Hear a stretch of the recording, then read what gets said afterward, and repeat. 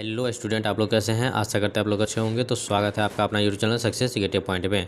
आज के इस वीडियो में हम 12वीं कक्षा के इतिहास के ठीक है कुछ ऐसे सब्जेक्टिव क्वेश्चन लेके आए हैं जो कि वो आपको बोर्ड एग्जाम के लिए काफ़ी महत्वपूर्ण रहेगा। ठीक है, तो इस वीडियो को शुरू से लास्ट तक देखते रहिए। चैनल पर नहीं तो चैनल को सब्सक्राइब कीजिए, बेल आइकन को भी दबा दीजिए ताकि इस टाइप की वीडियो जब भी अपलोड करें तो सबसे पहले आप तक पहुँचे। तो इस वीडियो में जो हम लेके आए हैं वो बहुत ही इंपॉर्टेंट क्वेश्चन सब है। ठीक है, और इसमें जो भी क्वेश्चन हड़प्पा से इसमें जो क्वेश्चन बताने जा रहे हैं वह हड़प्पा से संबंधित क्वेश्चन बताने जा रहे हैं। ठीक है, और हड़प्पा से जो भी क्वेश्चन आएगा तो इसी वीडियो से आएगा। ठीक है, इस वीडियो में जितना भी क्वेश्चन बताया है इससे बाहर एक भी क्वेश्चन नहीं आएगा।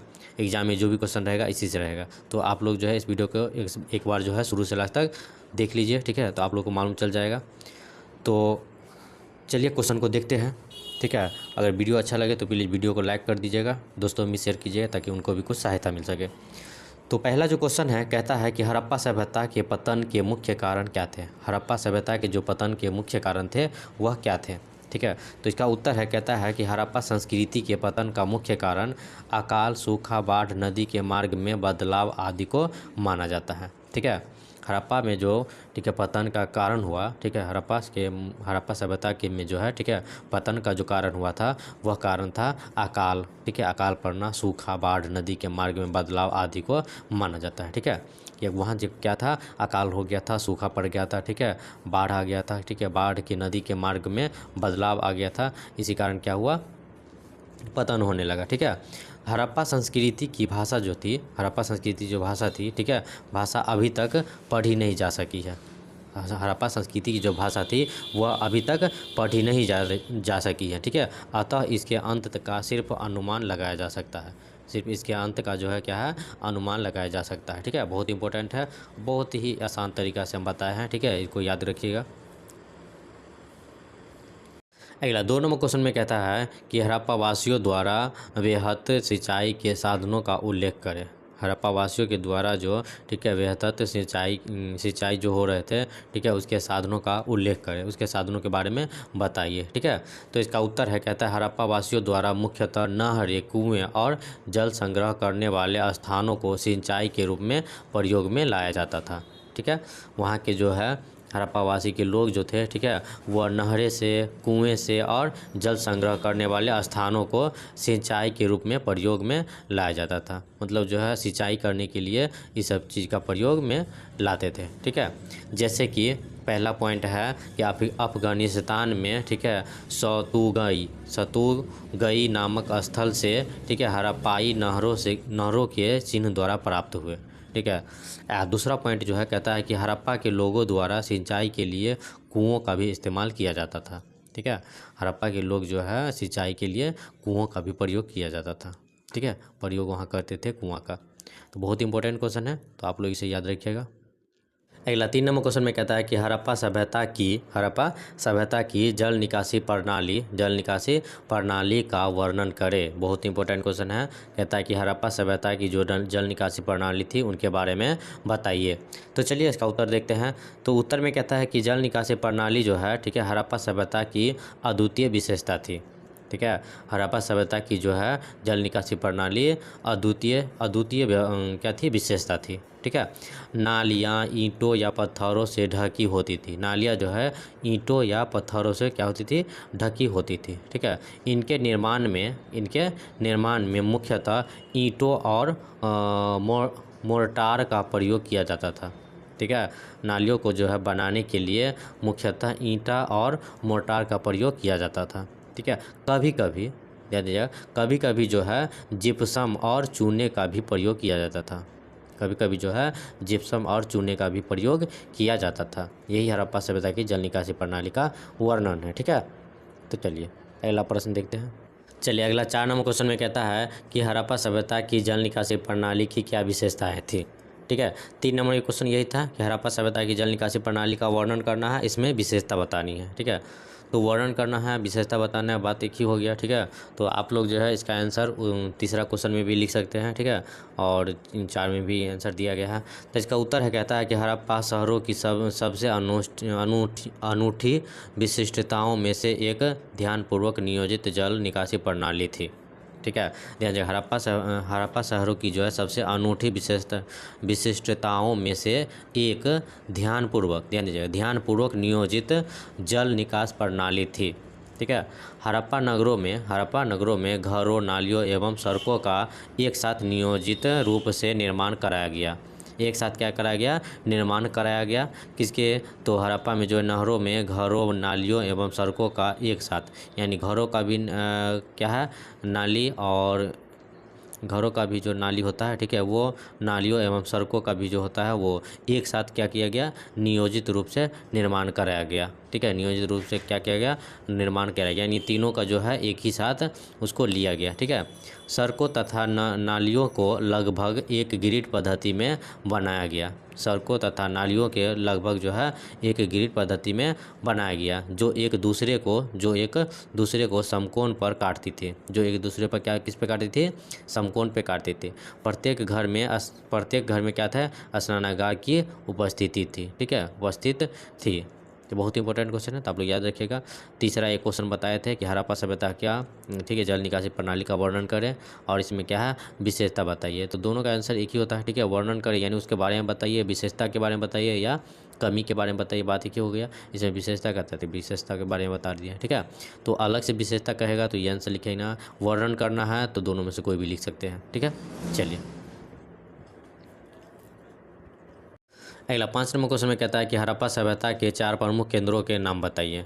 हड़प्पा सभ्यता के क्या कहते हैं? हड़प्पा सभ्यता के जो 4 प्रमुख केंद्रों के नाम बताना है। ठीक है, तो इसका उत्तर है, कहता है हड़प्पा सभ्यता के 4 प्रमुख केंद्र निम्नलिखित हैं। हड़प्पा सभ्यता के, ठीक है, 4 प्रमुख केंद्र क्या है? निम्नलिखित हैं।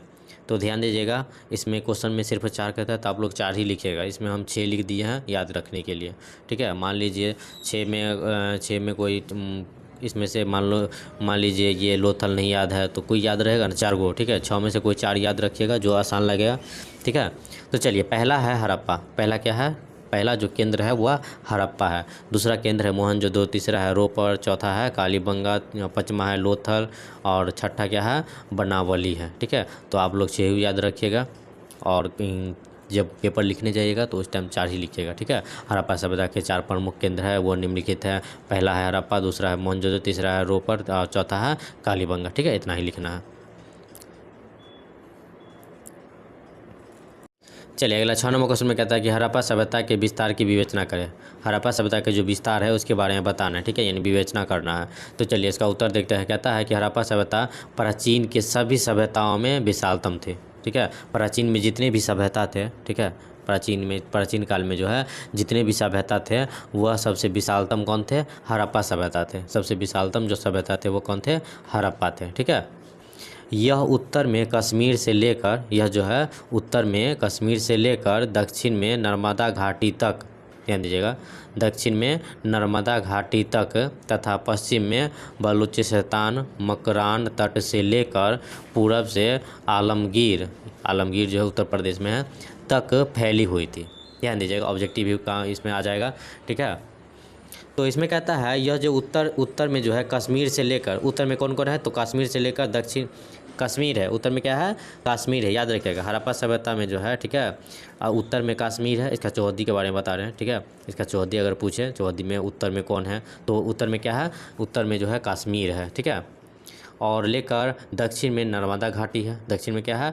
नर्मदा घाटी है। आप लोग अलग अलग लिख लीजिएगा। ठीक है, इसका मतलब जो है चौहद्दी के बारे में, ये उत्तर में क्या है? उत्तर में जो है कश्मीर है। ठीक है, दक्षिण में जो है नर्मदा घाटी है। ठीक है, तथा पश्चिम में बलूचिस्तान है। फिर लिख लीजिएगा, पश्चिम में बलूचिस्तान है। ठीक है, मकरान तट से लेकर मकरान तट से लेकर पूरब में क्या है? आलमगीर है। पूरब में क्या है? आलमगीर है, यानी आलमगीर जो है उत्तर प्रदेश में। ठीक है, तो ये चारों अलग अलग लिख लीजिएगा, ऑब्जेक्टिव में काम देगा। तक फैली हुई है, मतलब यहाँ तक के सारा चीज़ फैला हुआ है हड़प्पा सभ्यता। कुल मिलाकर यह सभ्यता पूरब से पश्चिम तक, ध्यान दीजिएगा, कुल मिलाकर यह सभ्यता जो है पूरब से पश्चिम तक 1600 किलोमीटर, ध्यान दीजिएगा 1600 किलोमीटर, 1600 किलोमीटर क्या है? उत्तर में है। ठीक है, उत्तर से दक्षिण में जो है इसकी लंबाई जो है क्या है? 1600 किलोमीटर और लगभग 1200 किलोमीटर तक विस्तृत थी। लगभग जो है 1200 किलोमीटर तक क्या थे, विस्तृत थी, यानी चौड़ाई मान लीजिए। ठीक है, तो ये बहुत इंपॉर्टेंट क्वेश्चन है, तो आप लोग याद रखिएगा। अगला 7 नंबर क्वेश्चन में कहता है कि हड़प्पा सभ्यता के आर्थिक जीवन की विवेचना करें। ध्यान दीजिएगा, आर्थिक जीवन की विवेचना कहता है करने के लिए। ठीक है, हड़प्पा सभ्यता के बारे में कहता है, उसका उत्तर कहता है, बहुत इंपॉर्टेंट क्वेश्चन है, आप लोग याद रखिएगा, नोट कर लीजिए। मोहनजोदड़ो एवं हड़प्पा की खुदाई में जो वस्तुएं मिली हैं, ठीक है, मोहनजोदड़ो और हड़प्पा की जो खुदाई हुई थी उस टाइम जो वस्तु मिली थी उनमें से हम सिंधु घाटी के लोगों के सामाजिक और आर्थिक जीवन का भी अनुमान लगा सकते हैं। ठीक है, उसकी जो खुदाई हुई थी उसके अनुसार जो है सिंधु घाटी के लोगों को जो है सामाजिक और आर्थिक जीवन का भी अनुमान लगा सकते हैं। ठीक है, क्या आगे कहता है कि सिंधु घाटी के पुरुष धोती पहनते थे। ठीक है, सिंधु घाटी के जो पुरुष थे, ठीक है, वहाँ के जो आदमी थे वह क्या थे, वो धोती पहनते थे। क्या पहनते थे, धोती, और ऊपर से चादर या शाल ओढ़ते थे। ऊपर से क्या करते थे, चादर या शाल ओढ़ते थे। आभूषण स्त्रियाँ व पुरुष दोनों पहनते थे वहाँ जो है। ठीक है, आभूषण जो पहनते यानी जेवर जेवरात जो पहनते थे वहाँ के जो है पुरुष भी पहनते थे और स्त्री भी पहनते थे। ठीक है, दोनों पहनते थे। आभूषणों में अंगूठी है। ठीक है, आभूषणों में कौन कौन है, तो अंगूठी है, गले का हार है, ठीक है, और कुंडल थे। ठीक है, कुंडल के बारे में जानते होइएगा, जो कुंडल कवच कुंडल कहते हैं। ठीक है, शरीर में पहना जाता है, तो वो भी पहनते थे। आभूषण सोने चांदी कीमती पत्थर हाथी दांत घोंघा हड्डियों के बने होते थे। आभूषण जो थे वह सोना से भी बने होते थे, चांदी से भी बने होते थे, कीमती पत्थर से भी बने होते थे, हाथी के दांत से भी बने होते थे, घोंघा का भी बना हुआ था। ठीक है, हड्डियों के बने होते थे। तो ये सब जो बने होते थे, ठीक है, वह सिंधु घाटी में बने होते थे। और आगे जो है कहता है हड़प्पा के लोग जो है सौंदर्य प्रेमी थे।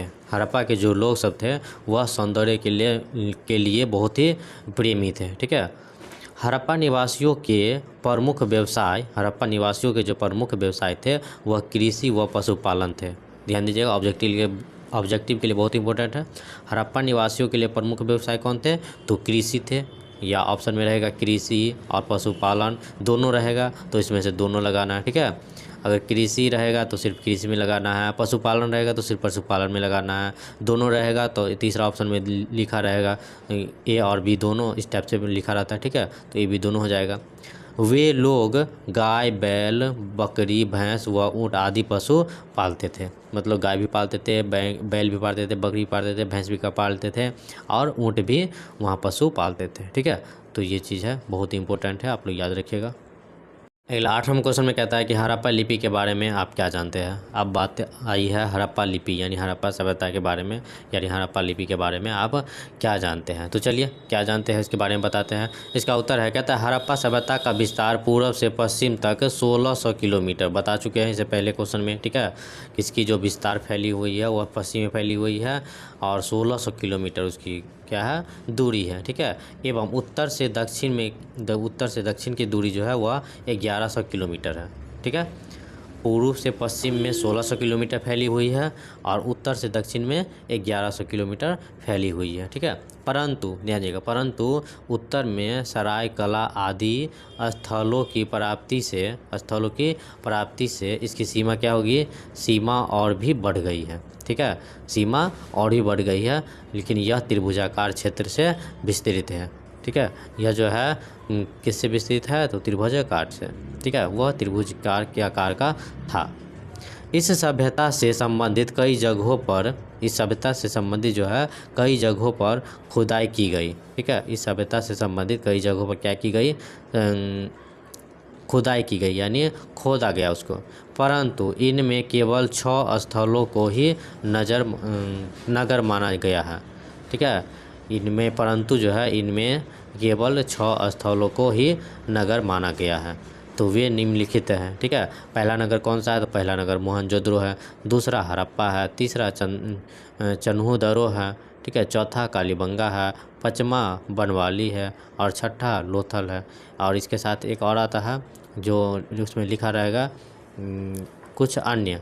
ठीक है, अन्य स्थल।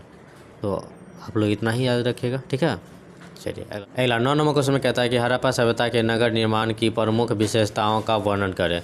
हड़प्पा सभ्यता के नगर निर्माण की प्रमुख विशेषताओं का क्या करना है, वर्णन करना है। मतलब जो हड़प्पा सभ्यता के नगर का निर्माण जो हुआ था तो उसके विशेषताओं के बारे में बताइए। तो इसका उत्तर देखते हैं। इसका उत्तर है कहता है कि हड़प्पा संस्कृति की सर्वप्रमुख विशेषता इसका नगर नियोजन है। ध्यान दीजिएगा, सबसे सर्वप्रमुख विशेषता जो है क्या है, नगर नियोजन है। ठीक है। हड़प्पा एवं मोहनजोदड़ो की खुदाई में पूरब तथा पश्चिम में 2 टीले मिलते हैं। ठीक है। पूरब एवं तथा पश्चिम में जो है 2 टीले मिलते थे। पूर्वी टीले पर नगर तथा पश्चिमी टीले पर दुर्ग स्थित था। यानी ऑब्जेक्टिव में बहुत ही काम देगा। ठीक है, बहुत इंपॉर्टेंट है। बोलेगा कि ये क्या है, बोलेगा कि पश्चिम में 2 टीले मिलते थे। 2 टीले कौन कौन थे, तो पूर्वी टीले पर जो है नगर था। पूर्वी टीले पर क्या था, नगर था, तथा पश्चिम टीले पर क्या था, दुर्ग था। ठीक है। दे दिया क्वेश्चन में जो है हड़प्पा सभ्यता के नगर निर्माण में जो है पश्चिमी टीले पर क्या स्थित था, तो दुर्ग स्थित था। ठीक है। उसी टाइप से जो है पूर्वी टीले पर क्या स्थापित था, तो नगर स्थापित था। इस टाइप से क्वेश्चन आता है। आगे है कहता है मोहनजोदड़ो की एक प्रमुख विशेषता, मोहनजोदड़ो की क्या है, एक प्रमुख विशेषता उसकी सड़कें थी। मोहनजोदड़ो की प्रमुख विशेषता क्या थी, सड़कें थी। ठीक है। व्यापार के लिए इन सड़कों पर बैलगाड़ी चलती थी। व्यापार के लिए जो है इन सड़कों पर क्या चलती थी, तो बैलगाड़ी चलती थी। विशेषकर हड़प्पा और मोहनजोदड़ो में ठीक है अद्भुत साम्य था। ठीक है। चलिए, वीडियो अच्छा लगे है तो प्लीज़ वीडियो को दोस्तों में शेयर कीजिए, लाइक भी कर दीजिए, चैनल को सब्सक्राइब कर दीजिए।